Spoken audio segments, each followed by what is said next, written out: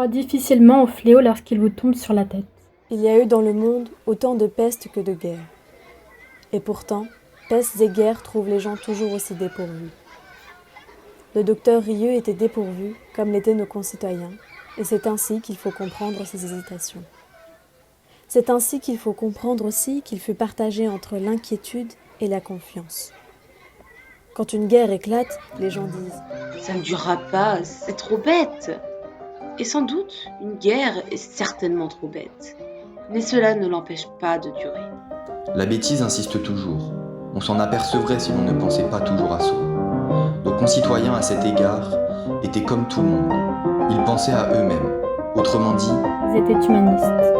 Ils ne croyaient pas au fléau. Le fléau n'est pas à la mesure de l'homme. On se dit donc que le fléau est irréel. C'est un mauvais rêve qui va passer. Mais il ne passe pas toujours. Et de mauvais rêves en mauvais rêves, ce sont les hommes qui passent, et les humanistes en premier lieu, parce qu'ils n'ont pas pris leurs précautions. Nos concitoyens n'étaient pas plus coupables que d'autres. Ils oubliaient d'être modestes, voilà tout. Ils pensaient que tout était encore possible pour eux. Ce qui supposait que le fléau était impossible. Ils continuaient de faire des affaires, ils préparaient des voyages et ils avaient des opinions.